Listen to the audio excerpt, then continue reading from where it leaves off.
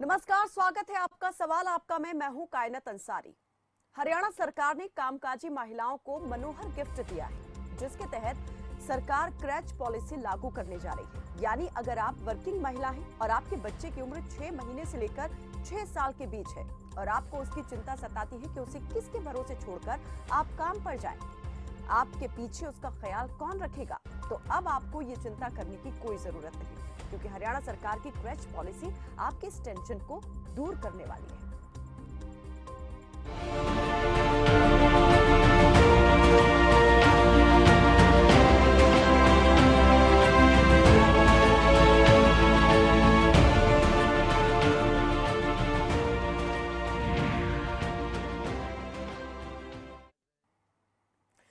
तो हरियाणा की कामकाजी महिलाओं के लिए सरकार नई पॉलिसी क्रैच पॉलिसी लेकर आई है।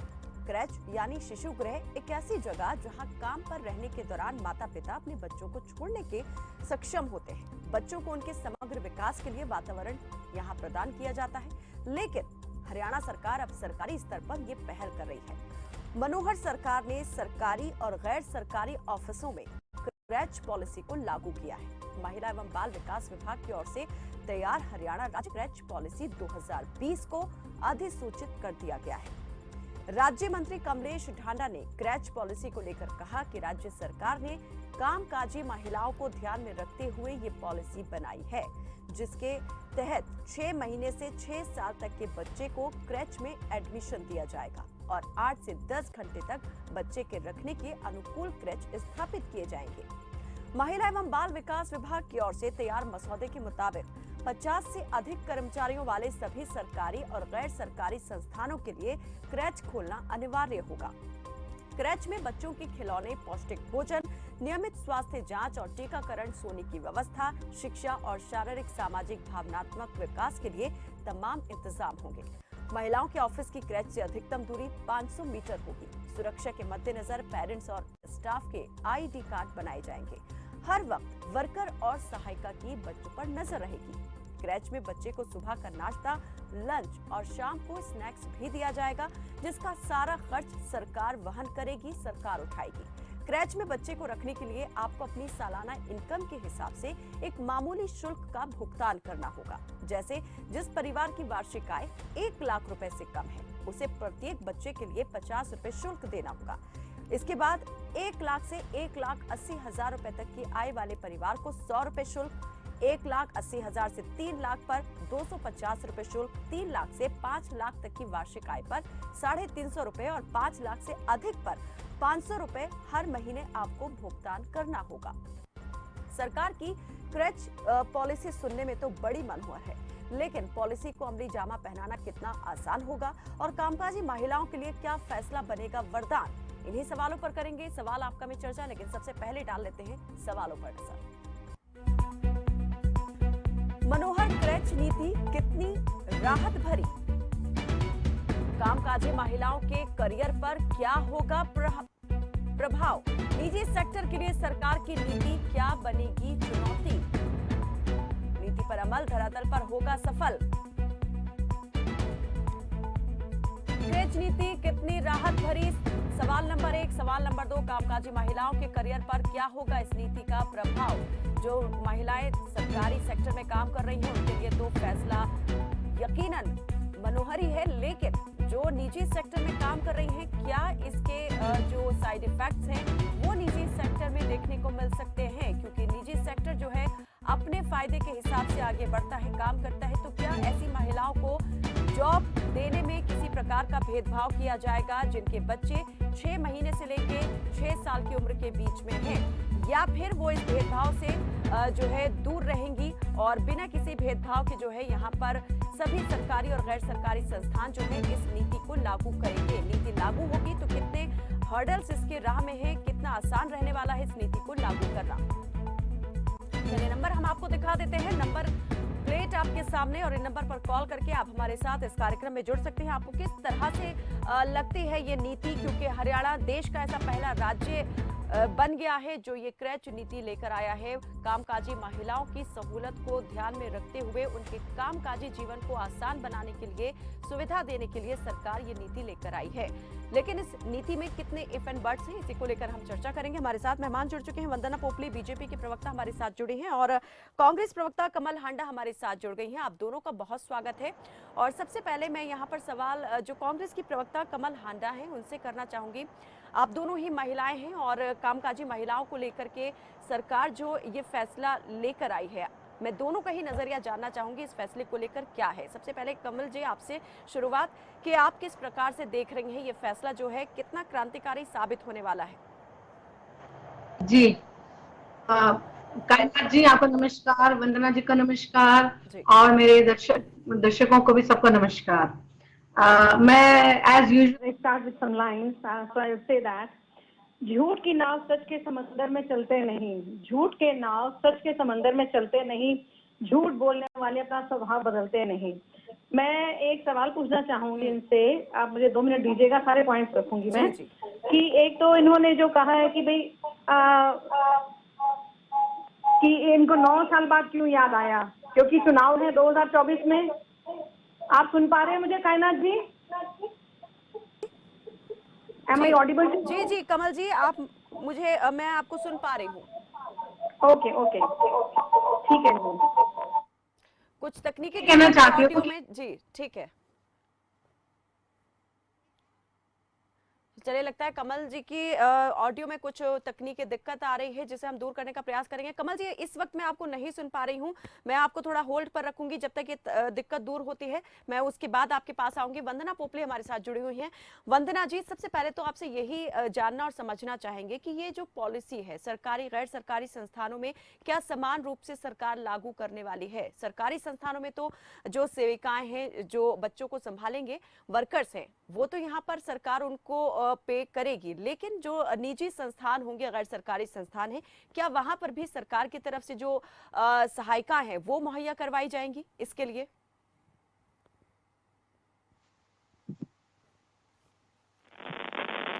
वंदना जी।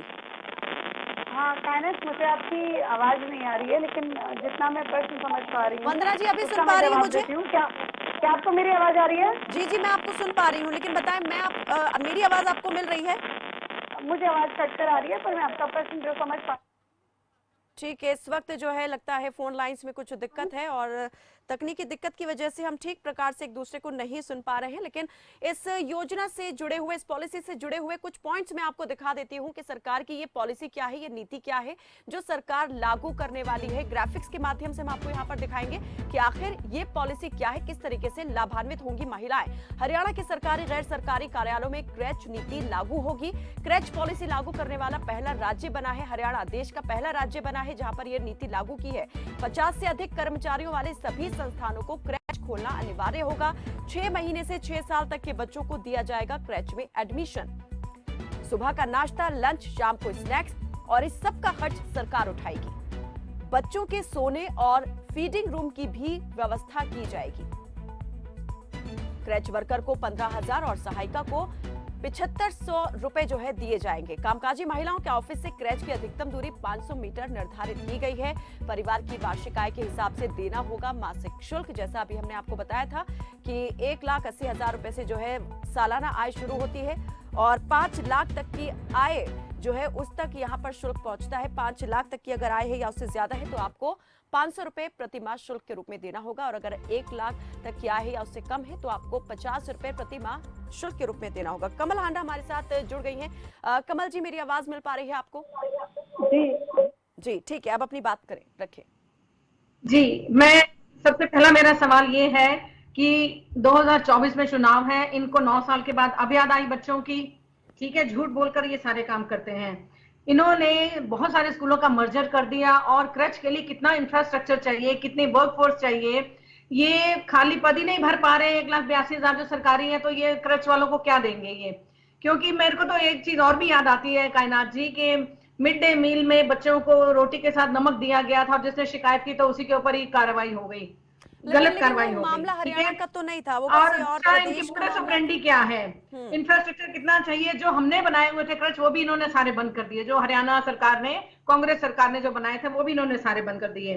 ठीक है, और इसके बाद जो है क्या कहते हैं, टीचर भर्ती नहीं होंगे स्कूल में तो स्कूल कहां से चलेंगे, टीचरों की भर्ती तो हो नहीं रही, सी और डी ग्रेड के लोगों की वहां पर भर्ती है तकरीबन हर सरकारी स्कूल में, टीचर्स बहुत कम है, कब से वो उन्होंने भी धरना प्रदर्शन किया लेकिन उनकी भी भर्ती नहीं हुई है।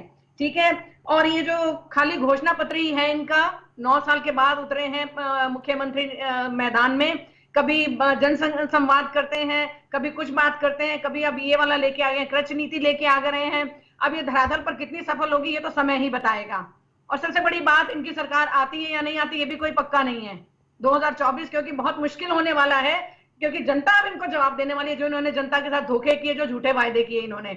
और एक बात कहना चाहूंगी कि अगर सिंपल से शब्दों में मैं कहूं कि ना नौमन तेल होगा ना राधा नाचेगी, तो जब ये कुछ करेंगे ही नहीं तो काम नजर कहां से आएगा, सारी झूठी घोषणाएं होती हैं इनकी, सिर्फ ऐलान ही ऐलान होते हैं। एसआईटी का गठन और मीटिंग का चलन, ये भाजपा की बड़ी खास बात है। जो वर्तमान की जो मोदी लेड गवर्नमेंट है, इनके मुख्यमंत्री हैं या केंद्रीय मंत्री हैं या राज्य के भी दूसरे में मंत्री हैं, सब यही घोषणा करते रहते हैं, लेकिन धरातल पर जब आप जाएं और देखें तो आप देखें कि धरातल पर लोगों का हाल कितना बेहाल है। तो क्रच ये कहां से चलाएंगे, पहले कब बात खोलेंगे, तो ठीक जो है हम कमल चला रहे जी, थे वो भी बंद कर दिए इन्होंने। कमल जी, मैं आपकी इसी बात को यहाँ पर बीच में टोकना मैंने नहीं चाहा, लेकिन अब मैं जरूर कहना चाहूंगी कि आपने कहा कि इन्होंने एक भी क्रैच नहीं खोला है, जबकि और 9 साल बाद इनको अब याद आई है क्रैच खोलने की, लेकिन मुख्यमंत्री मनोहर लाल पहले ही क्रैच खोलने की 500 क्रैच खोलने की घोषणा कर चुके थे और 165 क्रैच जो है वो सरकार खोल भी चुकी है, जिन्हें अब और ज्यादा अपग्रेड करने का काम सरकार की तरफ से किया जाएगा, ऐसी बात अब कही जा रही है और अब अधिसूचना सरकार ने इस फैसले को लेकर लागू कर दी है। तो यहाँ पर ये जो आप दावा कर रही हैं कि इन्होंने 9 साल बाद सुध ली है इस मामले में, तो ये दावा यहीं पर इसका खंडन हो जाता है। चलिए हम आगे बढ़ेंगे, एक दर्शक इस बीच हमारे साथ रणबीर जुड़े हैं रोहतक से। रणबीर जी स्वागत है आपका, रखें अपनी बात। हमारे टाइम खुले थे वो भी बंद कर दिए गए, ठीक है वंदना, कर दिए गए। ठीक है वंदना जी, आपने तमाम बातें सुनी होंगी, मैं इसका जवाब लूंगी, लेकिन दर्शक जुड़े हैं रणबीर, उनका सवाल ले लेते हैं। जी रणबीर जी स्वागत है, रखिए अपनी बात। कायना जी नमस्कार। कायना जी, सरकार घोषणाएं बहुत करती है और मेरी पोपली बहन से पूछना, जिस गांव को आज तक पानी तक नहीं दे सकी तो ये योजना को कहां लेकर आएंगे, ये खाली घोषणाओं की सरकार है। मैंने बीजेपी को वोट प्रोग्राम करके दिया था, ये कल को ये ना कहे कि कांग्रेसी है। राम अवतार वाल्मीकि से पूछ सकते हैं, 7.5 साल से 6 दिन बाद पानी पीने का मिलता है और वो भी बस पूछो मत क्या हाल है। और मैं एक्स सर्विसमैन हूँ, 2014 में हाउसिंग बोर्ड के हमारे को फ्लैट मिले थे आर्मी वालों को, जिनका 159 करोड़ रुपया ये बीजेपी सरकार, लुटेरी सरकार लूटे बैठी है हमारा, आज तक हमारे को फ्लैट भी बेचती है। पूछो उपला बहन जी से। और हाउस टैक्स के हमारे घरों में बड़े बड़े फरमाए भेज दिए, जब कोई विकास नहीं था। हाउस टैक्स किस चीज का? मैं तो अपनी औलाद को भी कहता हूँ कि अपनी औलाद की औलाद को भी कहता हूँ कि बीजेपी को वोट मत दे देना। ये ईस्ट इंडिया से भी बुरे लोग हैं, ये खाली लुटेरे लोग हैं, इन्होंने कुछ नहीं किया गांव में। सड़कें ये वेस्ट इंडिया से आए हैं, ये वेस्ट इंडिया से आए हैं भाई साहब। ये क्या हम रोड टैक्स नहीं करते? क्या हमारे को चलने का अधिकार नहीं? चलिए ठीक है, जवाब ले लेते हैं रणबीर जी। ठीक है, रणबीर जी हमारे साथ करीबन रोज जुड़ते हैं और अपने गांव से जुड़ी समस्या को, अपने क्षेत्र से जुड़ी समस्या को हर रोज इस प्लेटफॉर्म के माध्यम से उठाते हैं। वंदना जी, इनके तमाम सवालों का क्या जवाब है, कब समाधान होगा इन तमाम समस्याओं का? दूसरा, जो विषय आज हम लेकर बैठे हैं, जिस पर बात कर रहे हैं, इस विषय को लेकर जो संशय है वो किस तरह से दूर होंगे? महिलाएं हैं उनके लिए एक बहुत बड़ा दिन है और हरियाणा पहला एक स्टेट बन गया है जहां पर क्रच की पॉलिसी लाई गई है और जो क्रच जो है उनको खोला जाएगा और उसके लिए आपने बहुत सारे जो उनके नियम है उनका भी यहाँ पर हवाला दिया। लेकिन मैं उस पर ना जाकर सिर्फ ये कहना चाहूंगी कि महिलाएं जो होती हैं उनको सबसे बड़ी मुश्किल ये होती है कि जब वो काम करने के लिए तो निकल जाती हैं तो सबसे बड़ी प्रॉब्लम आती है कि वो उनके पीछे बच्चों की देखभाल कौन करेगा, और खासकर स्थिति में कि जब बच्चे छोटे हैं। और मैं ये मानती हूँ कि संयुक्त परिवार में तो फिर भी समस्या का समाधान हो जाता है, लेकिन एकल परिवार में इस समस्या का समाधान नहीं होता। कितने ही प्राइवेट ऐसे इंस्टीट्यूशन हैं जो क्रच की सुविधा देते हैं, विदेशों में तो ये पहले दी जाती है। और ये क्रांतिकारी कदम है मेरी सरकार के द्वारा, जो महिलाओं का उन्होंने ध्यान रखा है कि वो अपने बच्चों को क्रच में रख सकते हैं, उनको चिंता करने की जरूरत नहीं है। 500 मीटर की दूरी पर है, वहां पर जाकर कभी भी देख सकते हैं। बहुत छोटे हैं तो उनकी देखभाल के लिए भी बीच में वो जा सकते हैं। यहाँ पर पॉइंट्स गिनवा दिए और सुनने में ये पॉलिसी और समझने में बहुत भली मालूम होती है, लेकिन सबसे अहम सवाल यही हो जाता है, जिस तरह से सवाल यहाँ पर कमल हांडा जी ने उठाया कि हमारी सरकार ने जो क्रैच खोले थे, इन्होंने बीजेपी की सरकार ने वो बंद कर दिए हैं। दूसरा उन्होंने ये कहा कि बोला कुछ जाता है लेकिन किया उससे बेहद कम जाता है।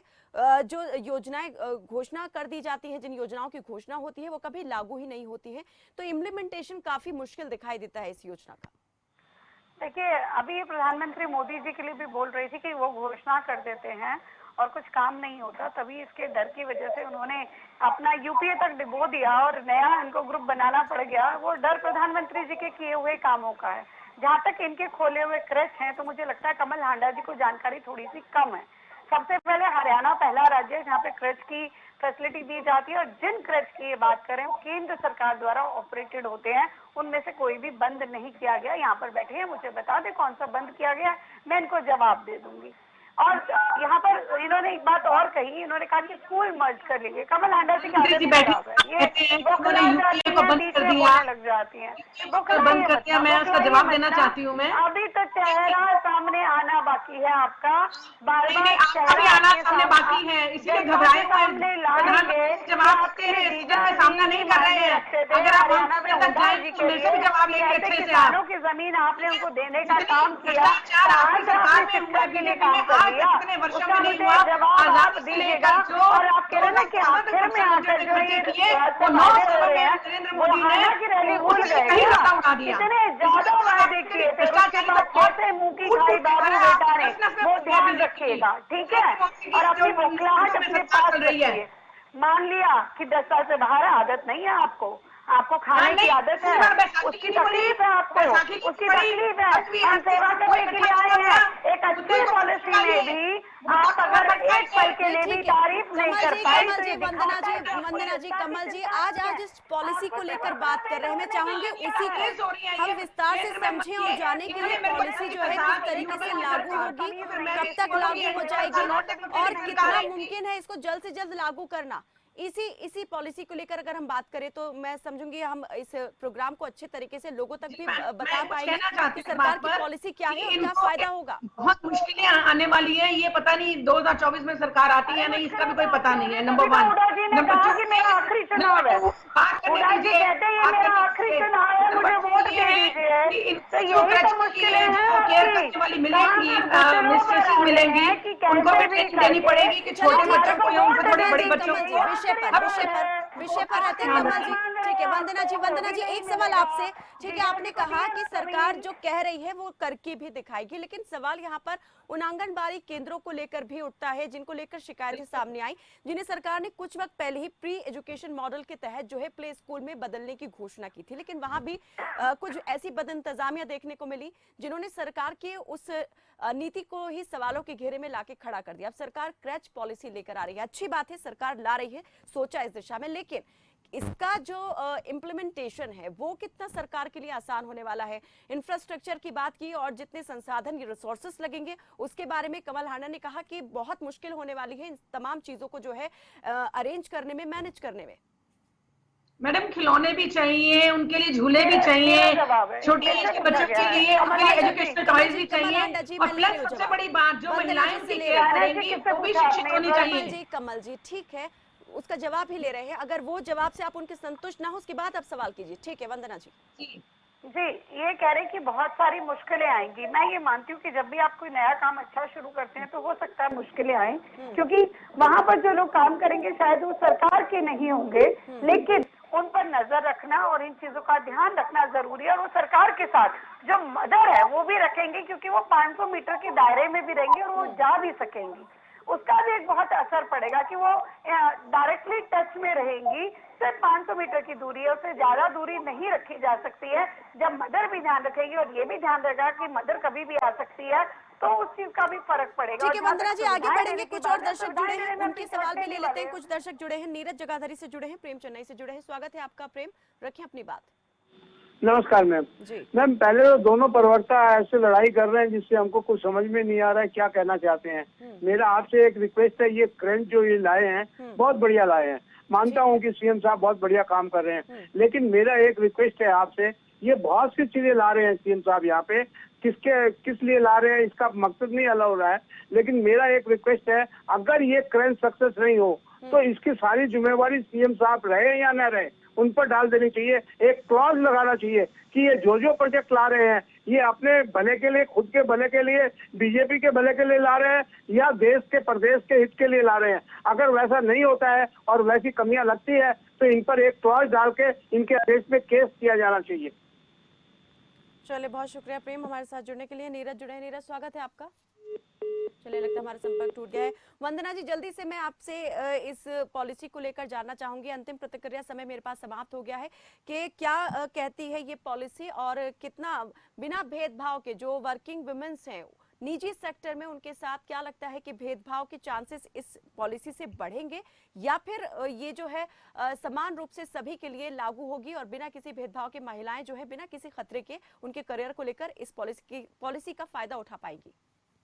देखिए, ये पॉलिसी मुझे लगता है कि प्राइवेट सेक्टर की भी कई जगह इम्प्लीमेंटेड है और उसको आगे भी और इम्प्लीमेंट किया जाएगा और ये महिलाओं की भलाई के लिए। बहुत सारे क्वेश्चंस आते हैं, हम जब भी नई पॉलिसी लेकर आते हैं तो हमारे मन में भी बहुत सारे क्वेश्चन होंगे, लेकिन उसको किस तरह से इम्प्लीमेंट करना है उसकी पूरी जिम्मेवारी सरकार और साथ में कर्मचारियों की भी रहेगी और साथ में मदर भी अटैच रहेगी। जिम्मेदारी जो है कर्मचारियों की रहने वाली है, जवाबदेही भी वही होगी। कमल जी जल्दी से अंतिम प्रतिक्रिया, बहुत कम शब्दों में, समय समाप्त हो गया मेरे पास। मैडम मैं एक चीज बोलना चाहती हूँ, उन्होंने कहा कि क्रच जो है 500 मीटर की दूरी पर होगी।